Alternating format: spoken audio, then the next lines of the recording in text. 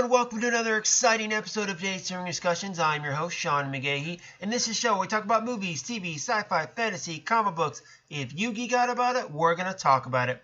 You can listen to Dayspring Discussions on iTunes, YouTube, Podomatic, and Patreon, and contact Dayspring Discussions on the Facebook group, Twitter account, and dayspringdiscussions@gmail.com.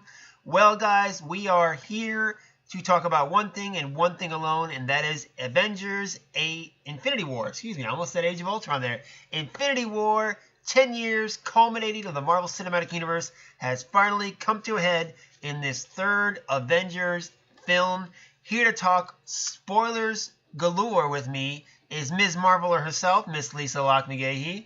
Hello. All right, guys. So, for those of you who have never listened to our reviews before, heads up, of course, we go full spoilers. One of the reasons we do this on Sunday is so that you guys have a chance to see the film, kind of culminate your own thoughts, and then come back and, fire back on the social media group and Gmail account and let us know what you think, or if you disagree with us, all those other little tidbits, and let's discuss the film. So, starting off, Lisa and I are going to go kind of just general thoughts about the films, some things we liked, some things we didn't like, and then, as per usual, I have IMDb pulled up, and we're going to go, just kind of down character to character, helping us pull out things that we might not have thought about earlier, and just go through it. So, Lisa, you ready for it? Yeah, let's go. All right, guys. So, as I said, this is, I believe, the 19th film in the Marvel Cinematic Universe, and it's pretty much what everything has been building towards.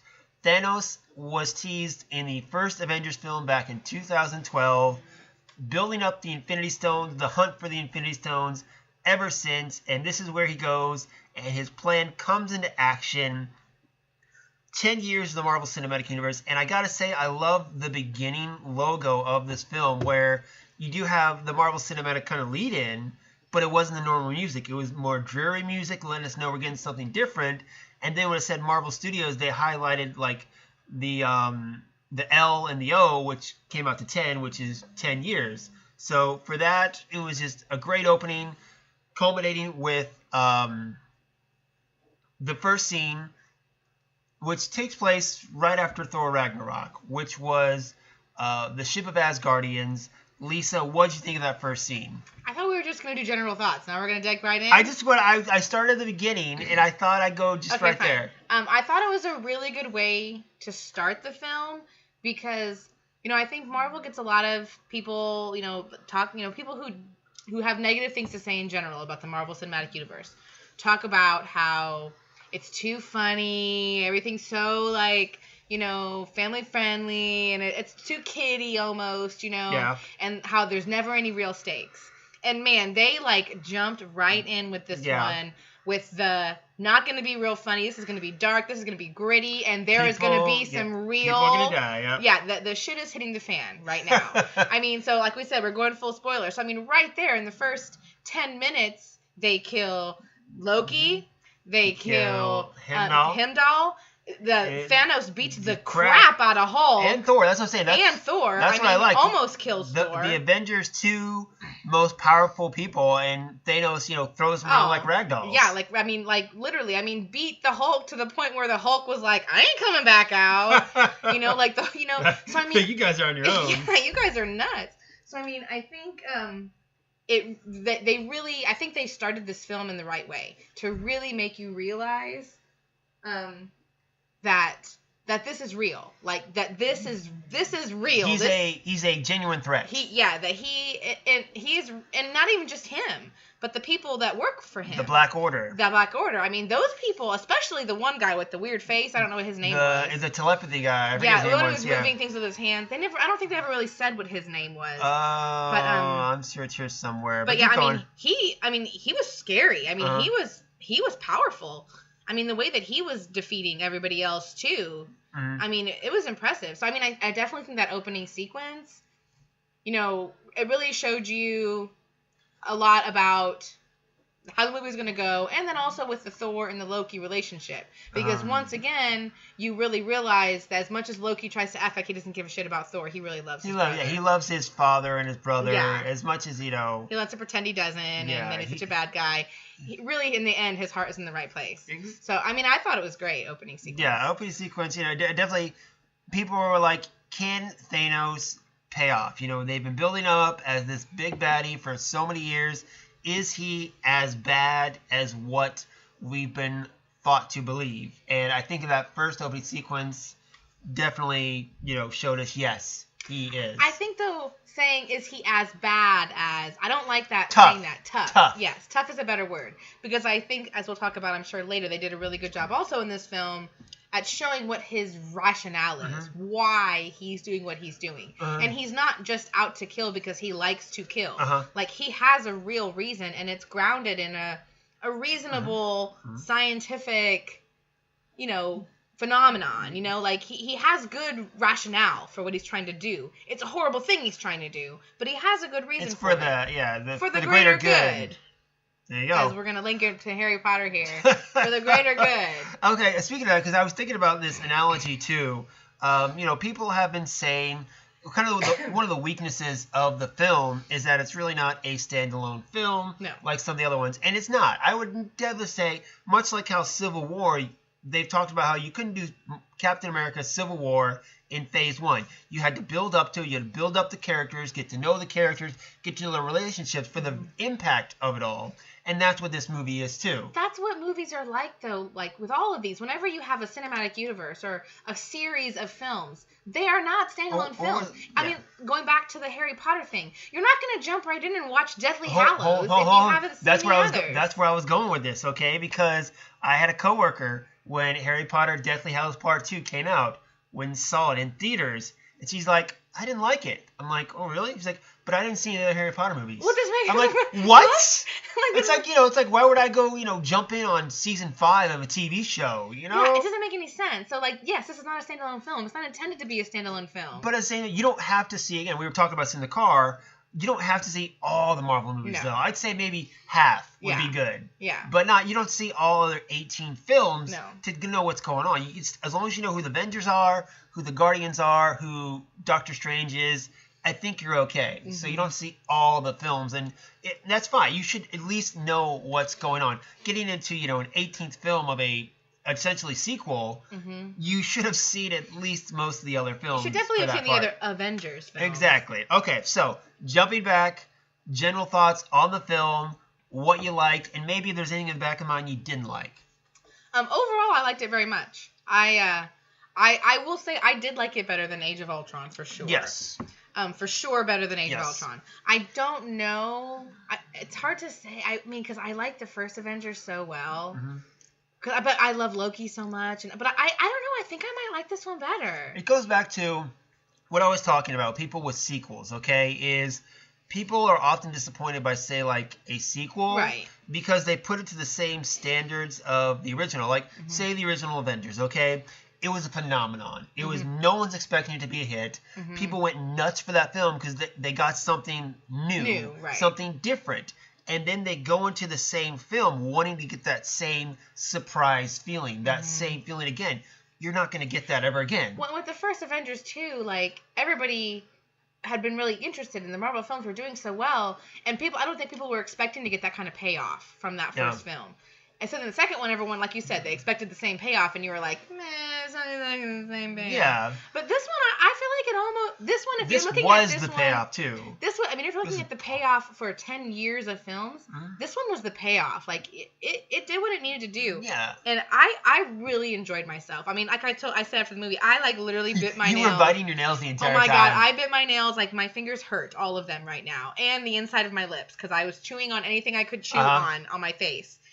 And, like, because, I mean, you were so, like, you couldn't turn away. Like, every single scene was important. There wasn't, like, dead time in this movie. You were just so curious what was going to happen. Because we really didn't know. I mean, unless you'd gone out and seen, like, the Forbes spoilers or whatever, you didn't know how this was going to, you didn't know if they were going to defeat the bad guy at the end. You didn't know who was still going to be left standing. Well, and any theories that we had going in were all, like, blah, blah, blah. Like, none of them even... Yeah.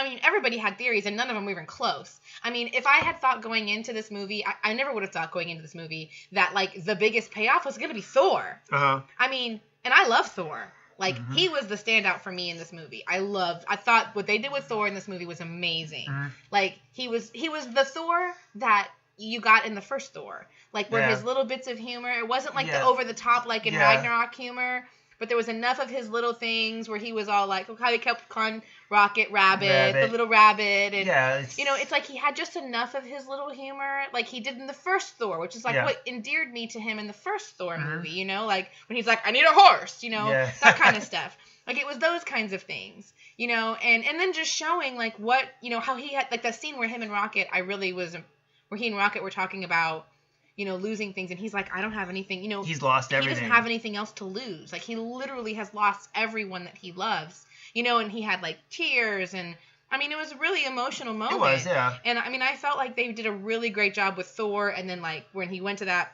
whatever it was called, and helped restart the Forge to get the new, whatever it's called. Stormbreaker. And then, like, when he showed up in Wakanda, like, that was amazing. the moment. I love it. That was, those were the two, like, freak out moments for me. Was first off was when Vision and Scarlet Witch were fighting, you know, the Black Order, and I know I'm waiting for Cap to show up. Mm-hmm. I wait for Cap to show up, and I see the Shadow, and he catches the staff, and I'm like, yes! And they start whooping some ass. And then the other thing again, when you're at Wakanda and they're fighting, and all of a sudden the thunder comes down, and then Thor just is like kicking. Thor steps out with Groot and Rocket on his shoulder and starts kicking ass. And they play the Avengers theme. That's the best part. It's like they played that Avengers theme, that, you know, that first Avengers film, that theme that you get when you see everyone come together and they do the roundabout shot.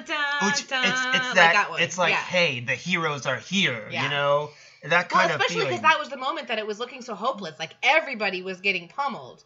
You know, like, you know, like everybody. Those dogs were all over Cap, all over T'Challa. Over everybody. Like, everybody, it was looking totally hopeless. And then right then, Thor shows up and, I mean, just starts dominating. And, like, it was just amazing. So I really thought, for me, Thor was probably, and we're going to talk about other people, but that was probably my favorite. Yeah. Like, my what I never would have thought going into it.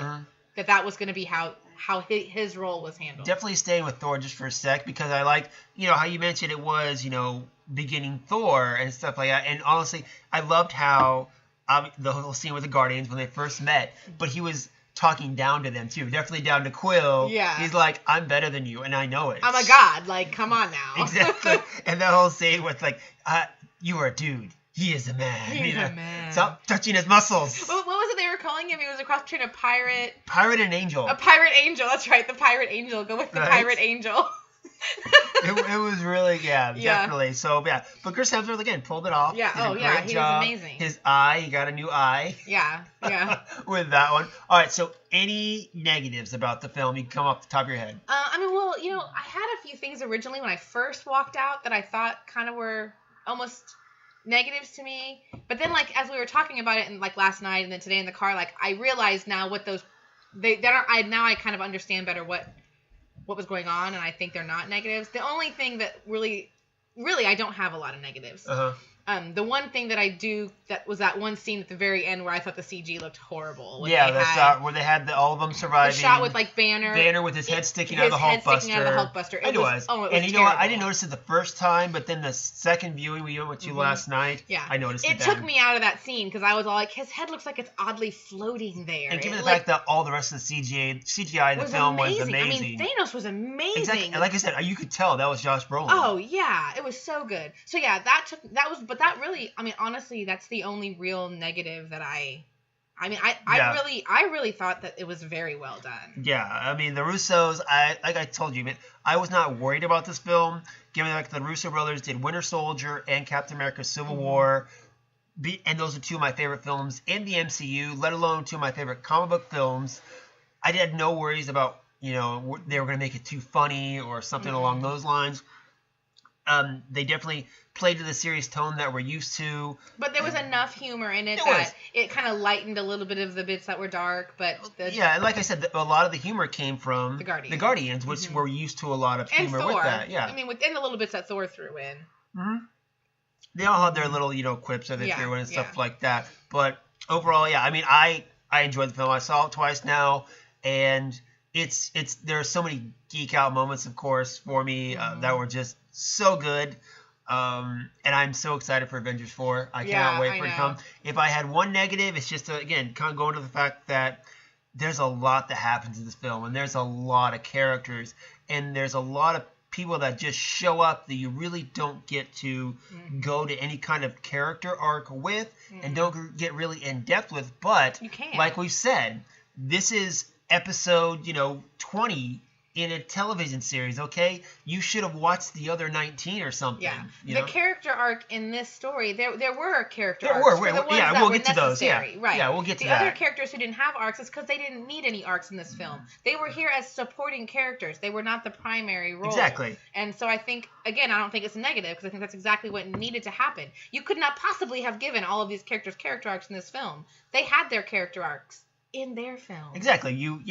It's like I said, this is the payoff. We had, say Black Panther, T'Challa in this one. Guess what? He had his part in Civil War, and he had his own film, so he was a supporting character in this film. Yeah, he Wakanda was more important to this film than he was. Like, Wakanda had a bigger role. Yeah, what Wakanda brought to the fight right. was more, definitely. But I think, going forward, this will have repercussions. Like how in any comic book big event like this, in say the actual Infinity War in the comic books, things happen that affected the characters to where the characters go back to their solo series or solo films.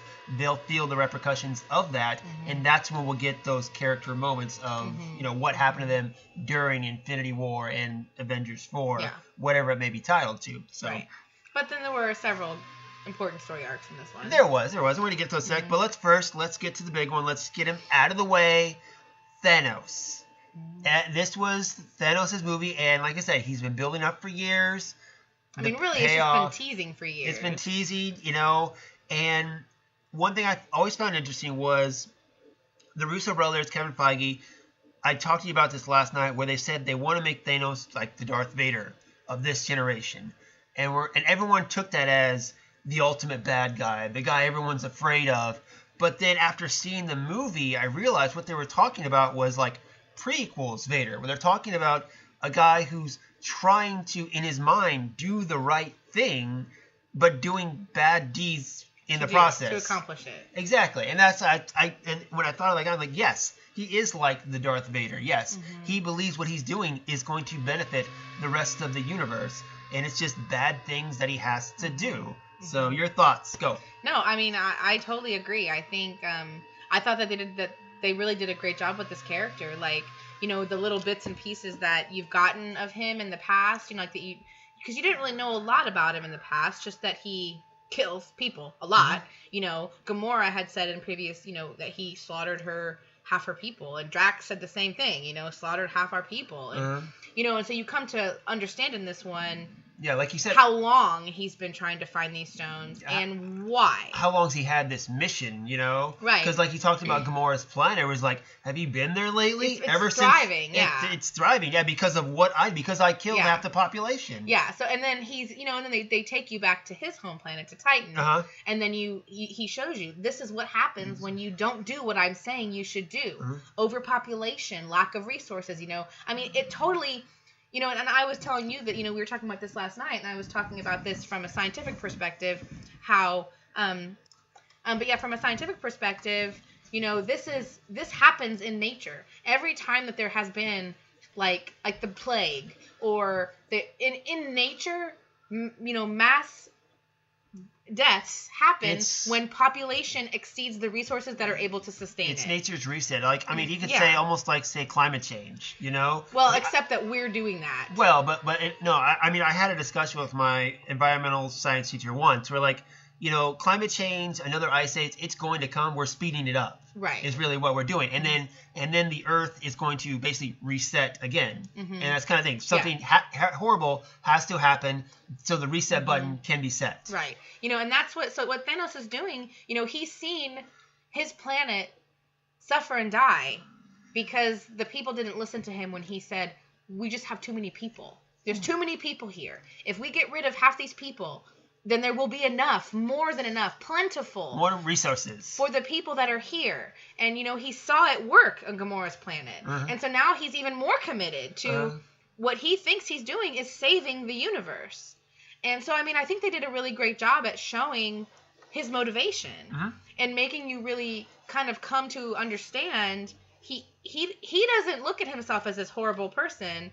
Sure, he's willing to bend the morality a little bit to get where he needs to get, but it's because he thinks in the end he is trying to save the world. The universe, yes. Right, the universe. And where we talked about, and then we talked about this last night. I know we keep talking about this in the car last night. We should just not talk after movies. I'd agree with that, yes. But, where I said I feel like it was a very good contrast to the Avengers. Because, like what I said, I think what this movie showed was that the Avengers' greatest weakness is their compassion. Because they could have kept 3 of those stones from him if they wouldn't have been such pussies, unwilling to kill one person. Like, they literally, one person, if Wanda would have been willing to sacrifice Vision at the very beginning of the film, he would not have gotten to...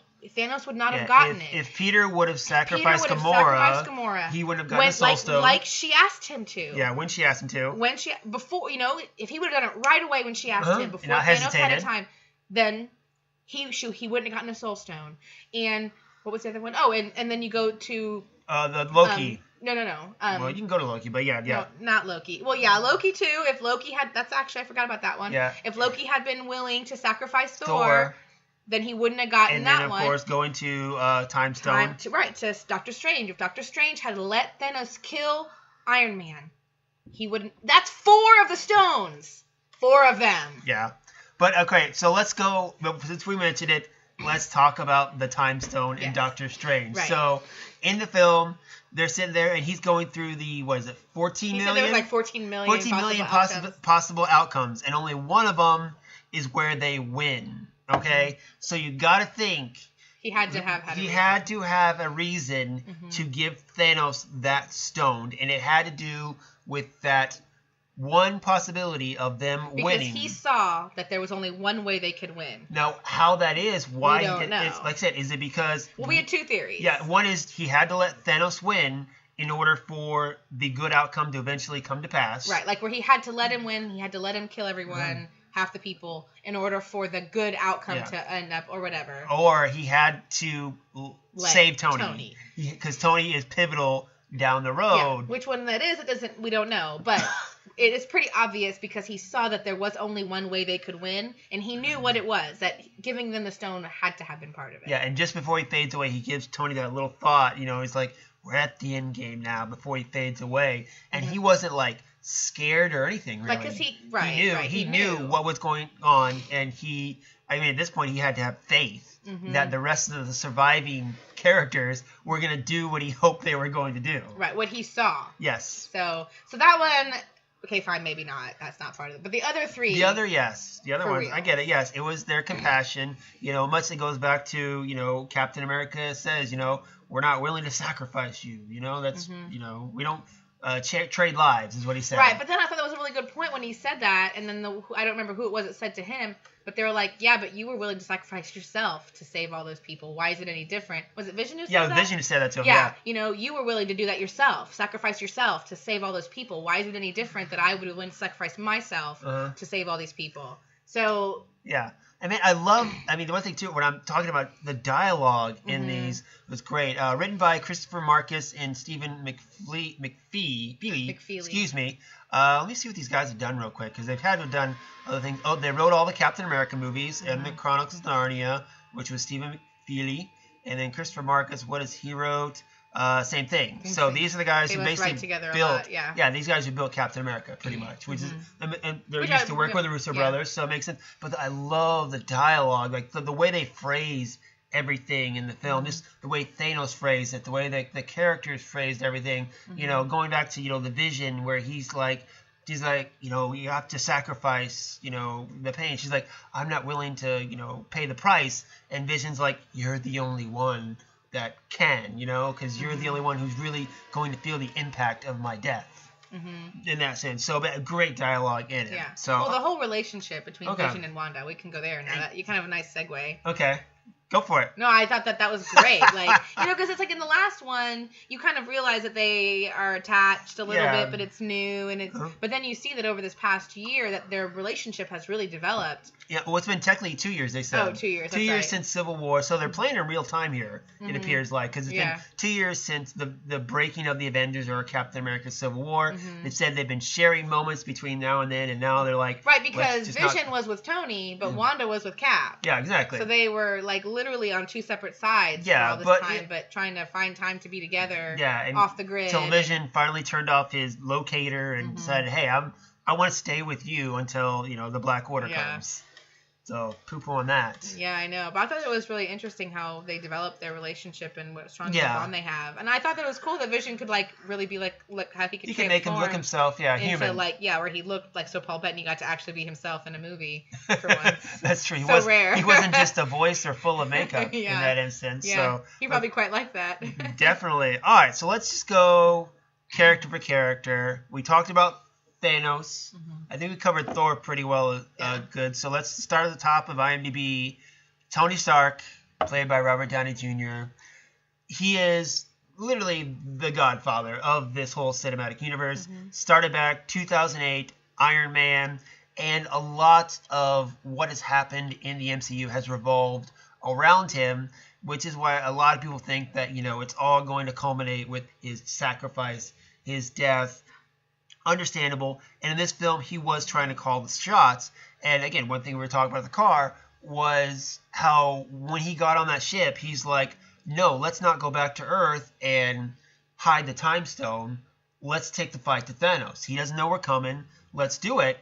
And Doctor Strange thought he was a little crazy, but he's like, this has been on my mind as a guy who is, constantly thinking and, a genius.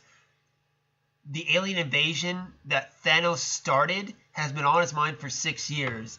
And from a guy who, has a million thoughts a second probably, it must be driving him crazy. That's why he created Ultron, was to protect the world. He was trying to see the forthcoming calamity and try to prevent it. And now he's like, the calamity is here.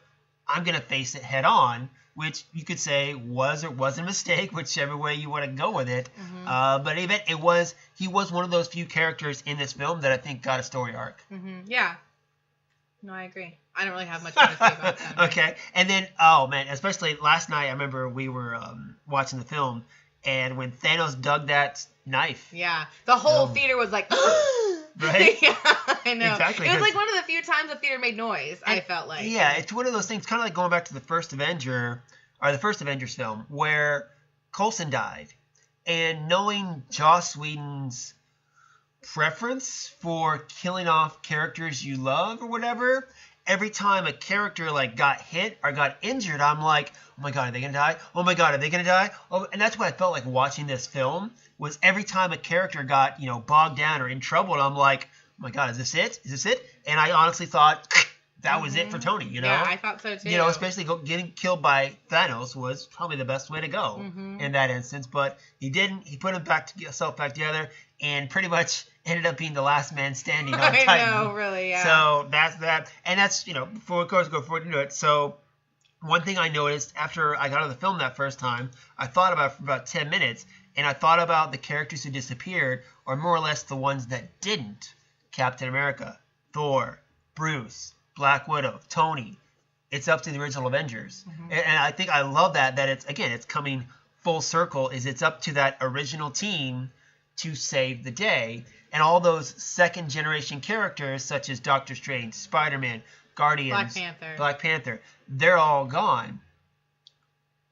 I think it's going to be good because... as we know, a lot of these original MCU people are at the end of their contracts. And that's why another thing why this film itself was very nail-biting. Yeah. Because, for all we know, they're done. Yeah. We haven't heard anything about them renewing contracts, so they could very well just be done, and then it's their deaths, for all we know. So that's why I felt dire. And again, so that's... we know we're getting a Spider-Man movie. Yeah, we know we're getting another Black Panther. We know we're getting another Black Panther because it, was... the fucking smash hit, and James Gunn already said we're getting a Guardians 3. Those are pretty much all the characters that disappeared. Yeah, so at this point, we got to be thinking it might be a trade-off. the original Avengers may all sacrifice themselves to bring back the next generation of Avengers. Yeah, something like in that case. So, who knows? All right. So going down, continued on IMDb. Chris Hemsworth as Thor. I think we covered him pretty well. Him. Basically, he's super hot. Just saying. Whatever. He's my pirate angel now. He's my pirate angel now.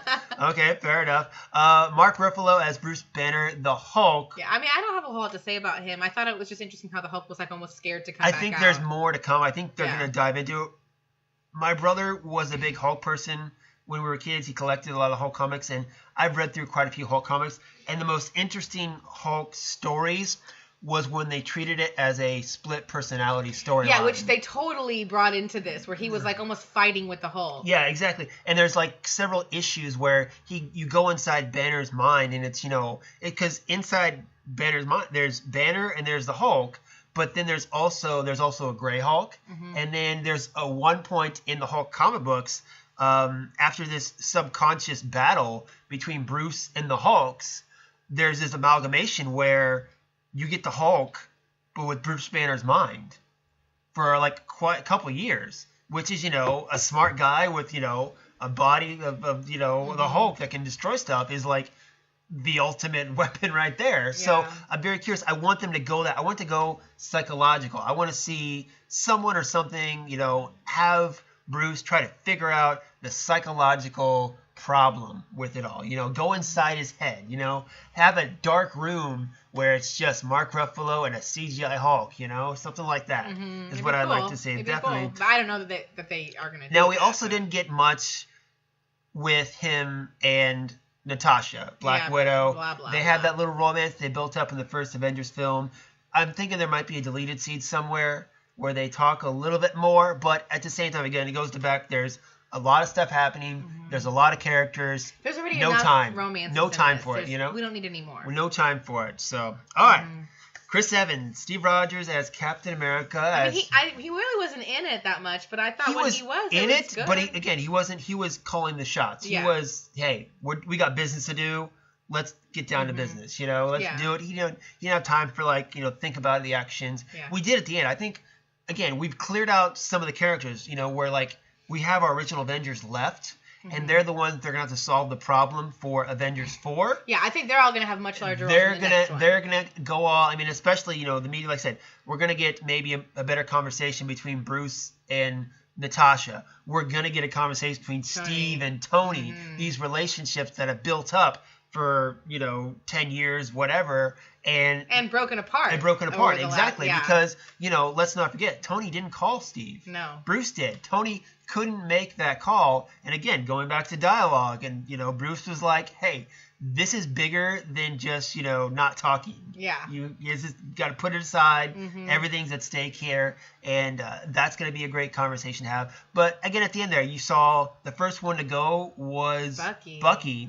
And, Cap has been fighting for 2 movies now to save him. So it's almost... And right when he was, on the right track. Exactly. It was a defeat for him, you know? It was a defeat for him. And, I want that, again, let's talk about the next film.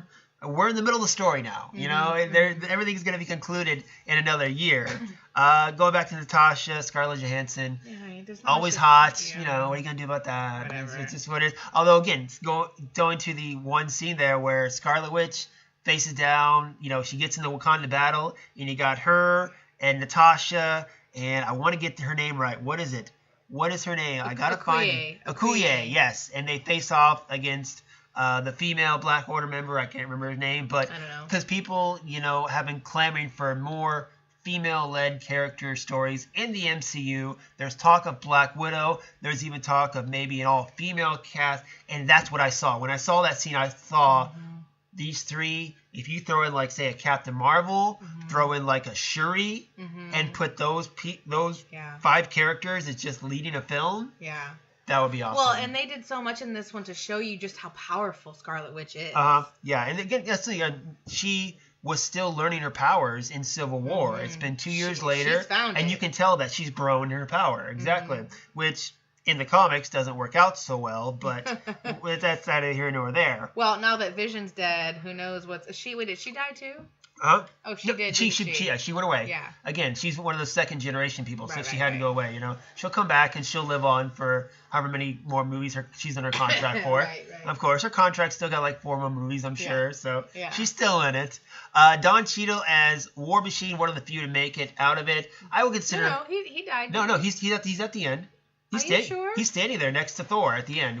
He's in between Rocket and Thor at the end. Oh. Yeah. Falcon went. Oh. Falcon went and War Machine was left. And I would consider, given the fact that Well, because Rhodey has been there from the beginning. Rhodey has been there from the beginning, that. so I would consider him one of the originals. So again, goes back to Makes sense. original Avengers to save the day Yeah. in that sense. Again, he served his purpose. He's getting court-martialed, because he talked back to Yeah. Ross. But and again, Worth it. dialogue. He's like, Cap, I'm not asking for forgiveness, and I don't care. I don't care. The world's at stake. I don't care, man. It's a bigger picture here. Exactly. Benedict Cumberbatch as Doctor Strange. I'm not a big Doctor Strange guy. Yeah, me neither. But I thought it was important, and I thought he did a great job. I mean, he was great as him, but Doctor Strange is such a strange character. Doctor Strange is a strange character. What? It just is, and the whole time stone. But I mean, there's more to it. There's more to it. He's the one that he's the one. He sees the big picture. Yeah. He saw the big picture at least, and he's the wise one who is trying to bring all the pieces together. Almost like a Nick Fury now, he's trying to assemble all the pieces to make sure everything goes out okay in that sense. But the end scene with him and Thanos, where they were fighting, that was cool. He started, using the mystic arts on him, and it was cool. That was pretty cool. That one. So Tom Holland plays, of course, Peter Parker, Spider-Man. Tom Holland is a good actor. That kid is gonna go far. Yeah, he's what, 20, 21? 21. He's a good actor. I can tell, he's aged a little bit since. Civil War and even Homecoming, and to me, it's like, how long are they keeping him in high school? Because I can already tell he's getting old. Yeah. Yeah, I don't know how long, but there are 2 scenes in this with Spider-Man that I love. The first one is when he finally gets knighted as an Avenger. Yeah. And you see like 3 different faces he makes. He's like, surprise, happiness, and he's like, now I got to be serious. Yeah. It's like that's what he wanted all throughout Spider-Man Homecoming. He wanted to be an Avenger. He wanted that acceptance. And he finally got it. But then after he got that joy, he's like, okay, I'm an Avenger. Time to do this. Kind of be serious, man up, so to speak.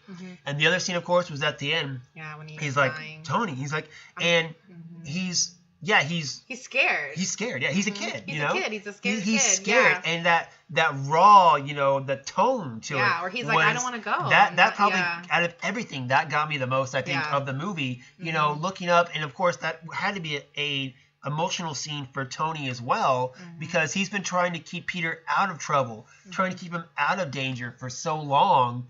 And he led him right to it, and now Peter's gone. And of course, Tony, blames himself for part of that responsibility as well.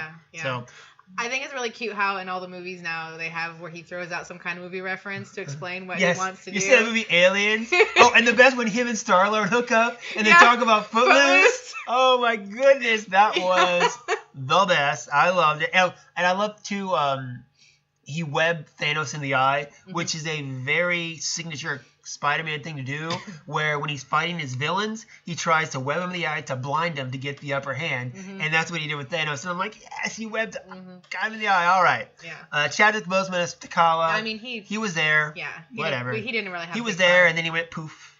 Yeah.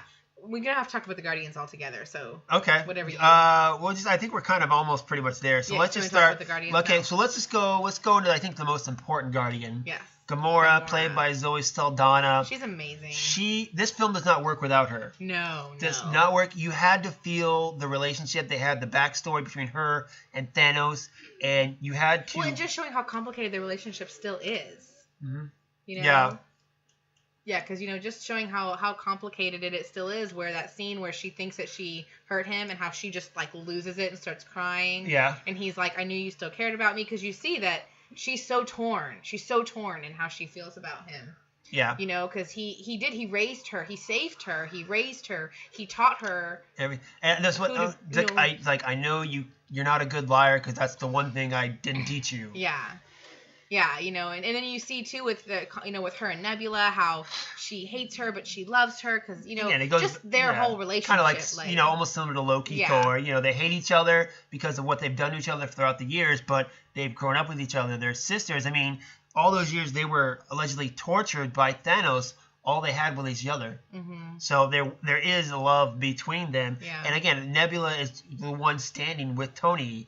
Mm-hmm. On Titan, and she realizes that part of it is her fault too because of her relationship with Gamora caused him to get the Soul Stone, and her trying to go after Thanos, leading all the way back to all that. So she's got to feel something in that sense too. But then also how they really showed how much Thanos really cared about Gamora because he doesn't give a shit about Nebula. But he really, you find out he really truly loves Gamora. Mm-hmm.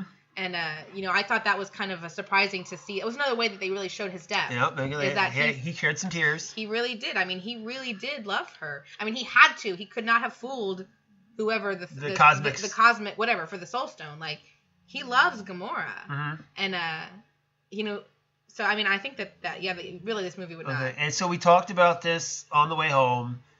Obviously we know all the people that vanished at the end of the film have to come back because we know there are films coming or they might take over for the original Avengers. Gamora, I think, is a good question mark because first off, I didn't expect Gamora to go at all. No, I expected Nebula to go and not Gamora because I knew, again, there's Guardians 3 coming. Mm-hmm. I figured, you got to have her in there. Mm-hmm. So for me, I was like, you got to have Gamora in there. But she dies. But she dies before the snap. So, mm-hmm. I know Loki's gone. I know Heimdall's gone. Yeah. But you had a theory about how it might be a little loophole. Well, yeah, because I was thinking, because, it's like we talked about with, I think that anyone who died before the snap, like, that wasn't a direct result of Thanos getting the gauntlet and the stones and doing that. I think anyone who died beforehand is gone for real. So that would be Loki, Heimdall, Gamora. And Vision. Yeah. And Vision. Mm-hmm. That's my theory. But then we were talking about it, and I said, however, because we also will find out that all of the Guardians are gone. Yeah, except for Rocket. Except for Rocket. And I que you can count Nebula. Kind of Nebula. Yeah.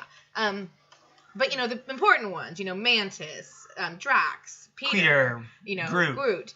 Gamora is now, but that was before. But I was like, maybe because I don't know how they're gonna undo what happened with the Gauntlet and the stones. But maybe because Gamora was sacrificed to get the Soul Stone, maybe there's a loophole, some way where that can be reversed in getting the Soul Stone. Like maybe there's something that would be the only way I could say that it would be reasonable to get Gamora back. And then going back again, loopholes. We realized also in this film that just going off with Vision real quick, he can survive without the Soul Stone. And Shuri looks like she was smart enough to pull it off. So I can see him. I still think that is. I think once he pulled the stone out though, without disconnecting it properly, I think Vision's gone. Yeah, it goes back to he's essentially a robot or whatever, and he's been pulled apart. So even if you say rebuild him, he's not going to be Vision. He's going to be like the original first point before he learned all these feelings and stuff like that. Vision. Could be like Jarvis. Yeah, kind of like Jarvis, but it goes back to okay, let's go to Big Hero 6. Okay, Big Hero 6.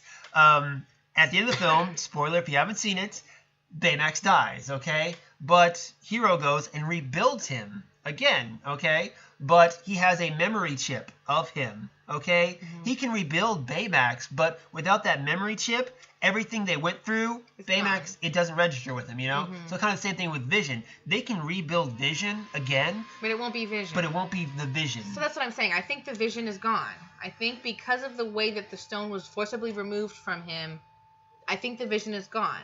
But I think that's good. I mean, not about Vision. I mean, in general. Because, people always talk about how Marvel is that there's no real stakes. There's no real stakes. Uh-huh. No one ever really dies. I mean, I think in this one you really got some actual real death. And I think we're going to see more of that later. Again, I think it's going to be a trade-off. The original Avengers are going to go to sacrifice for the new Avengers.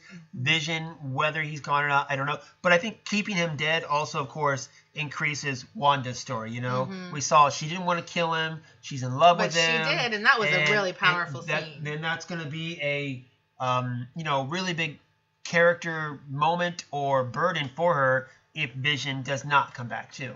Mm-hmm. So in that sense. Mm-hmm. Okay, so let's stick with the Guardians, like you said. Groot. I thought he. I mean, and I don't mean we need to talk about each Guardian individually. I mean, whatever we can.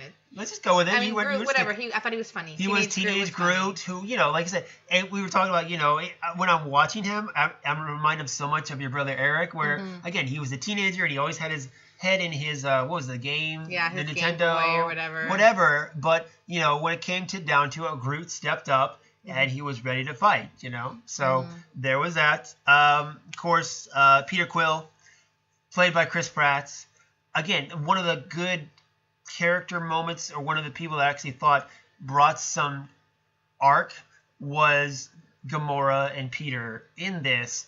And Peter fucked it up. Peter messed up everything. Peter fucked it up because of his feelings for Gamora.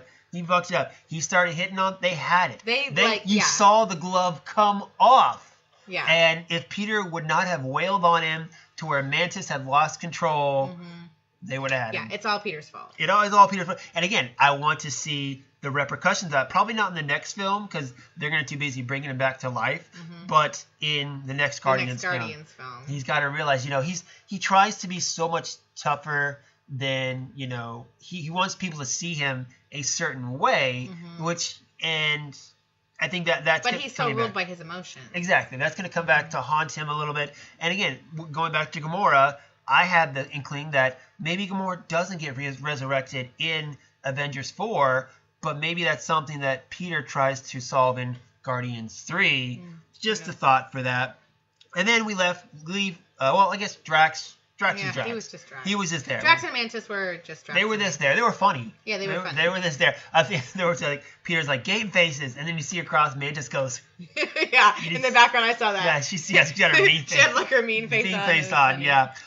So Rocket, voiced by Bradley Cooper. Yeah, I thought he was great. The only Guardian left standing. And we talked in the car about this with Rocket. He spent 2 movies, trying to puff up to where I don't need anybody, I don't care about anybody, and now I think we're gonna get the arc where he does care about these people. He does care about Gamora and Peter and Groot and Drax, and he's gonna do whatever he can to try to bring them back.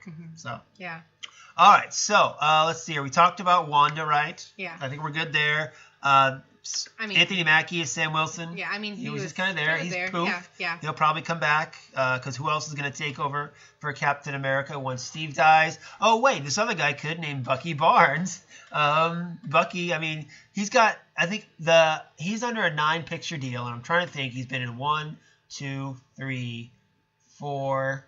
Technically 4 if you don't count his cameo at the end of Black Panther, I guess. So he's, it's one of those things. In the comics, both Bucky and Falcon have taken over for Steve Rogers as Captain America, and people think it's going to be this impending thing that one of them has to take over because Chris Evans will no longer be doing it after Avengers 4. So one of them must take over the mantle of Captain America. I don't buy into that because, it's kind of like saying someone can take over for Batman, okay? Yeah. Bruce Wayne is Batman. They are linked. He is Batman. So Steve is Captain America. No one else can have that moral compass, that, sense of right or wrong, than Steve Rogers. So, let's see here. Hemnon, we don't need to talk about. We talked about Peter Dinklage as the giant dwarf. Yeah, I mean, he was interesting. I didn't know he was going to be in it, honestly. Benedict Wong as Wong. He's okay, they go through this big battle. They know something bad, even worse, is coming. He's like, I gotta go protect the house, Yeah. It's like, okay, dude, whatever. That seemed kind of weird, but all right. Your favorite person, Pepper Potts, played by Gwyneth Paltrow. Go and lay your spiel out for this one. No, I was just saying. Lay your spiel out. I wish they would quit trying to shoehorn her into these movies.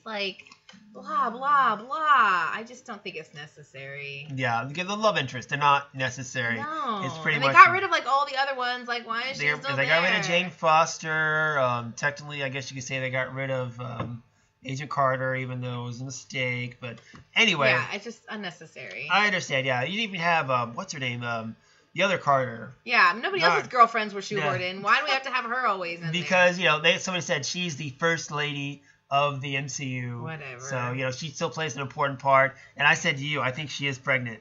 I don't know. You think? Yeah, I think she's dead. Okay. Okay, fair That's enough. my theory. Speaking of theories that people are dead, let's not on the list, of course, is Jeremy Renner as Hawkeye. Mm-hmm. And the whole marketing campaign, people were like, "Where's Hawkeye? Where's Hawkeye? Where's Hawkeye?" And he wasn't in this, and neither was Ant-Man. we come to find out, after Civil War, they kind of broke a deal to where they're under house arrest to protect their families, and we see that in the Ant-Man Wasp trailer, where we see Scott wearing like an ankle bracelet and says, "I'm under house arrest," and it fits together. Mm-hmm. So you think he's in the same thing. I think when they all reconvene in Avengers 4, you got the original Avengers. He's coming back, and I think his family is dead. Yeah, we'll see. I think that's it. And he's going to not be Hawkeye anymore. He's going to be the character known as Ronin, which is a character he was in the comics after his return from the death after House of M. He was this, like, dressed in black, ninja-type character. Nobody knew who he was until he revealed himself to be Clint Barton back from the dead, but with a whole new attitude. Mm-hmm. And, in the Ultimates, again, Clint Barton, his family dies, and he becomes a different character. Whether or not, he's obviously going to fight to bring them back is my theory. What end that will be, I don't know. Yeah. We'll wait and see. All right. And then, so now, like I was telling you yesterday, one of the big questions also is it used to be, where is Hawkeye? Now it's, where is Valkyrie? Tess Thompson was a very important part of Thor Ragnarok. She was on the Asgardian ship along with Hulk and Thor and Loki. We know she's not done because she was a breakout character in Thor Ragnarok. They're not just going to throw her out. Mm-hmm. Tessa Thompson jokingly on Twitter said, well, she's at the bar. She's at some galactic bar. She wasn't there, but we didn't see her. I even looked at the bodies last night. Mm-hmm. I'm like, that's not her, that's not her, that's not her.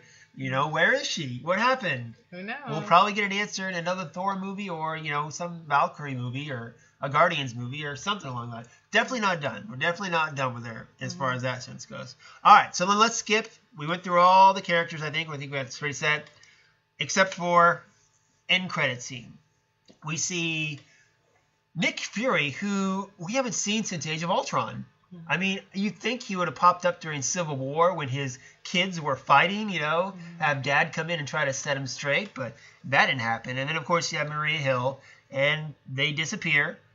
Sam Jackson doing the great Sam Jackson things and trying to swear in a PG-13 movie, but disappears before it happens. That's okay, because everybody knew what he was going to say. Exactly. And he makes a call on this little device, and I love it because when the first viewing, I walked out, and people were like, what is the snowflake? What is the snowflake? What is that? What is it? And I'm like sitting there just laughing. And I went and saw it with Josh and Amber, and Amber's like, what is that? I was like, Captain Marvel. She's like, what? He's like, and Josh is like, this is why I go see these with Sean, because he knows what's going on. And I'm like, yes, and it leads to Captain Marvel. And we were talking, we were listening to the Collider review, the guys over at Collider, and they said this scene now has made Captain Marvel essential before Avengers 4. It comes out in March, a couple months before Avengers 4, but now, where we talked about how you don't have to see every MCU movie, you have to see Captain Marvel now, because it's now made her like this great white hope that's going to come back and, team up with the original Avengers to save everyone, so to speak. So very interesting as far as that goes. What did you think of the end credits scene? I thought it was good. I like that it kind of showed you what was happening outside of that little clearing. Outside of Wakanda. You saw just regular people on the street, disappearing, and then you see Maria Hill disappear, and then, as Sam Jackson, Fury realizes he's disappearing too. Yeah. It just shows you that this is everywhere. Yeah, it's one of the things, Bill, I'm thinking about, okay, so Captain Marvel, for those who don't know, is going to be set in 1991. Brie Larson is playing the main character. And for those of you who don't know the character of Captain Marvel, or Ms. Marvel is what she originally was called, her name, Carol Danvers. Air Force, she got caught up with a Kree warrior named Captain Marvel, and he saved her life, and in doing so gave her powers, strength, flight, invulnerability, Superman type stuff is basically. And she's like this cosmic character who goes out and saves the galaxy, so to speak. Captain Marvel coming out in March, set back in 1990s, and we're bringing back all these older characters. We're going to get Samuel Jackson's Nick Fury with both eyes, which I think he's losing his eye in this one. It goes back to that the line in Winter Soldier where he's like, last time I trusted someone, I lost an eye. And I'm like, we're going to see him lose an eye because he's going to trust someone. And in this film, we're going to get the shape-shifting aliens, the Skrulls, which makes me think, okay, someone he trusted was a Skrull, turned out to be not to be the person he thought, and he lost an eye. There you go. Bringing back Agent Coulson, who, you know, fans love him. They miss him. You can say he's on Agents of S.H.I.E.L.D., but I don't count that as MCU. And then you got Ronan the Accuser, the original Kree warrior from the original Guardians of the Galaxy. Is he going to play? Is it still going to be what's his face? Yeah. Why can I not think of his name? I know. Him. Anyway, Lee Pace. Yeah, he's coming back as well because, you know, they said we're bringing in the Skrulls. People were thinking the classic Kree-Skrull war, which is he's Kree and then you got the Skrulls and, you know, all that stuff. I did not know that all about that, Miss Marvel. Yeah, so it's all cosmic. So people are thinking, you know, at the end of that, it's, you know, 1990, she goes off into space and then she cut to present day, she gets the call from Sam. But I'm like, okay, in the mind I'm thinking, okay, he's had this thing obviously for 20 some years or whatever. And I'm like, he didn't call her during the first New York attack, you know? It's like, why would he think at the very last second to call her now, I guess, you know? Does he really believe, like, you know, this is much more in dire straits? He literally saw people, like, he saw Maria Hill, like, literally disappear from his eyes. It wasn't just like, hey, aliens are coming. It's like people are vanishing. Mm-hmm. Yeah, so, and again, that's like, he has such faith in her.